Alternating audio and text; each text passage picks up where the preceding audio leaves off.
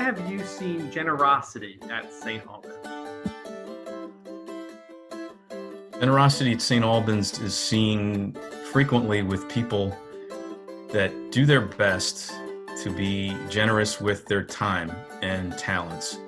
Even when it's not easy to do, there's many, many examples of folks that sacrifice their time and their talent in any way they can, knowing that that's what is needed to keep things moving and going at St. Albans. Lots of generosity between the parishioners themselves, and we're really all just friendly with each other. Everybody's very generous, whether it be in emotional support, both inside and outside the church, or just helping lifting things to get them to one room for the other. It's all walks of life, all helps.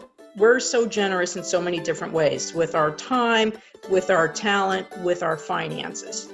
So many people, they're thinking money, but I think there's so much more to generosity. The people that step up and really help, Bill Reed and Bill Hughes. I mean, these people that just, Becky playing the flute at a service, and people that volunteer their time and talents. To me, that's generosity and really means so much.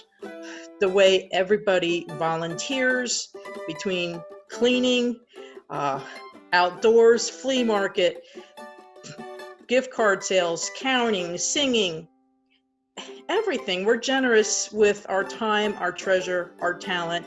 I think generosity is measured in different ways by different people, because some people think of generosity as just financial generosity. And I think generosity really is, what do you have the least amount of that you choose to give of yourself?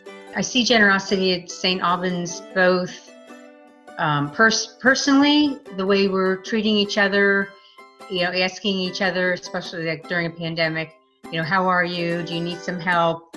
What's going on in your life? Really reaching out to each other, like generosity of spirit.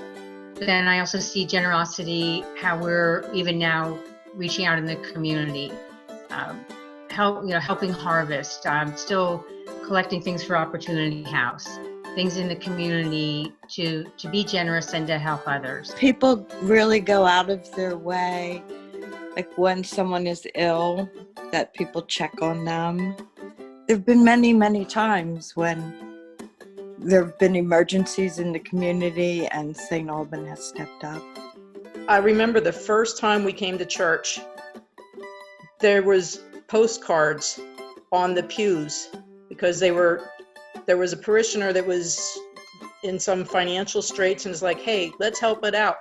I got a telephone call one day from a friend who lives in Hamburg.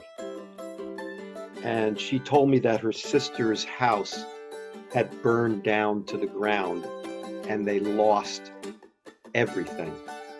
I mean, they left that house, fortunately, with their lives and literally just the shirts on their backs. And she reached out to me and asked me if I would help. I went to St. Albans. I went to the Vestry, and I'm not kidding, within a day, I had a check for $500 in my hands. And I handed it to her, and they were overwhelmed. I think even during these trying times in the last few months, that generosity has not subsided. It takes a lot of people to make St. Albans function on an ongoing basis. So anytime someone is involved in the church on Altar Guild or in the choir or on vestry or, making coffee or, just anything at all, then I consider that a very generous experience because you're giving of yourself to make the St. Albans community function.